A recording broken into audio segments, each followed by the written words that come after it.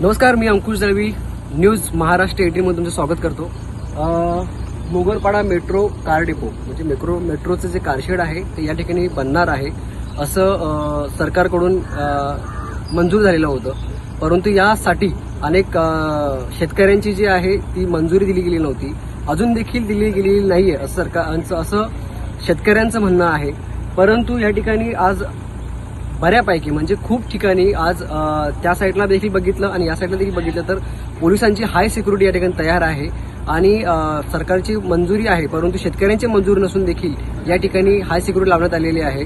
पुढे काय होणार आहे हे आपण जाणून घेणार आहोत. या संपूर्ण माहितीची जाणून ठाण्यामध्ये होणाऱ्या नवीन मेट्रो कारशेडचा प्रकल्पाबद्दल अनेक विषयांपासून आणि अनेक दिवसांपासून हा प्रकल्प स्थगित होता. त्यावरती अनेक शेतकऱ्यांचे अनेक वेगवेगळे प्रश्न होते.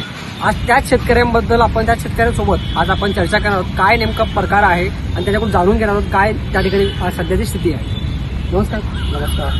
काय स्थिती आहे त्या ठिकाणची सध्या? तरी तुम्ही शेतकरी म्हणून काय त्या ठिकाणी फक्त आम्हाला आज विस्थापित करण्यात आलं.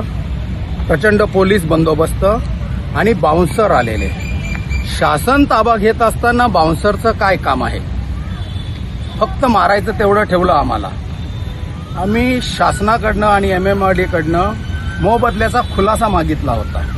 आमचा कुठल्याही विकासाच्या प्रकल्पाला विरोध नाही, पण काल अचानक 5 ते 6 वाजता संध्याकाळी सातबाऱ्यावरची आमची नावे कमी करण्यात आली, उत्तराधिकारात ठेवण्यात आली आणि आज जबरदस्त पोलीस आणि प्रचंड बाउन्सर घेऊन आमच्या जमिनीचा ताबा घेण्यात आला.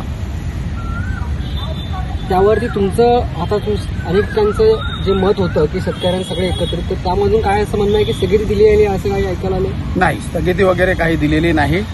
आमची लोकांची एकी आहे. काही लोकांना फोडायचा प्रयत्न चालू आहे. आपल्या काय मागण्या होत्या? आमची मागणी हीच होती की भूसंपादन 2013 या कायद्याप्रमाणे आम्हाला मोबदला मिळावा. समोरच्यांचं काय मत होतं?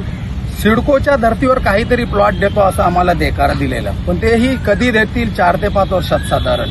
संपूर्ण प्लॉटचा ताबा भेटल्यानंतर 3 वर्षानंतर. तर तोपर्यंत आम्ही 4 वर्ष करायचं काय? आम्ही भातशेती करतो, खरा विकास आम्ही केला. या जमिनीत आमच्या पूर्वजांनी शेती करून त्यातील उत्पन्न लेवी म्हणून सरकारला भरलं होतं. उपाशी अर्धपोटी राहून ही शेती सांभाळलेली. आम्ही कुठलंही अतिक्रमण केलं नव्हतं, काय नाही, किंवा अतिक्रमणापासून सांभाळलेली ही जमीन. आज त्या ठिकाणी मोठ्या प्रमाणात पोलीस बंदोबस्त आहे, बाउन्सर आहे. तुम्हाला कुठल्या कायदेशीर नोटीस वगैरे दिली गेलेली आहे? आम्हाला रात्री 10:30 वाजता जे समितीचे कार्यकर्ते आहेत, सदस्य, त्यांना मला 10:30 वाजता, काही लोकांना रात्री 2 वाजता ही नोटीस दिल्या जबरदस्ती. आम्ही स्वीकारल्या नाही, आमच्या घराला चिपकवल्या. प्रचंड दहशत निर्माण करण्यात आली.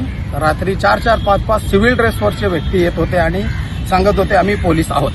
या संदर्भात आपण पुढे याचिका वगैरे दाखल केलेली आहे? हो, आमची याचिका दाखल आहे उच्च न्यायालयात. त्याची हिअरिंग चालू आहे.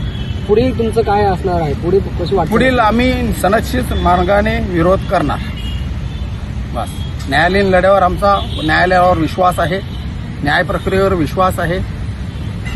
सध्याच्या या राजकारणावर काही बोलण्याचं झालंच तर नाव शिवाजी महाराजांचं आणि काम सूर्याजी पिसाळांचं असं हे झालंय. आमचा राजा, जाणता राजा, हा शेतकऱ्यांची खूप चांगली काळजी घेत होता, पण आमचं नाव घेऊन आज आमच्याबद्दल काय होतंय लोकांनी विचार करावा.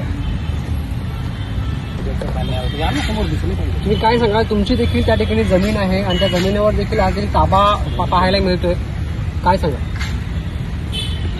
मुंबईतून आगरी कोली आदिवासी समाज हा हद्दपार करण्यात आला. त्याच धर्तीवर आता ठाण्याची बारी चालू झाली आहे. यांनी दहशत माजून बाहेरील बाउन्सर, प्रचंड पोलीस फौजपाटा बसून शेतकऱ्यांनी जी दडपशाही चालू केलेली आहे, जी बेकायदेशीर दडपशाही करून इथं भूसंपादन चालू केलेलं आहे. एक तर हा प्रकरण न्यायप्रविष्ट असताना कुठल्याही प्रकारचा लिगल नोटीस न देता हे भूसंपादन चालू आहे. आम्ही शासनाला न्यायालयातच जे काही देणार आहे मोबदला त्यांनी ते न्यायालयात सादर करावा आणि आम्हाला याच्यातून मुक्त करावं.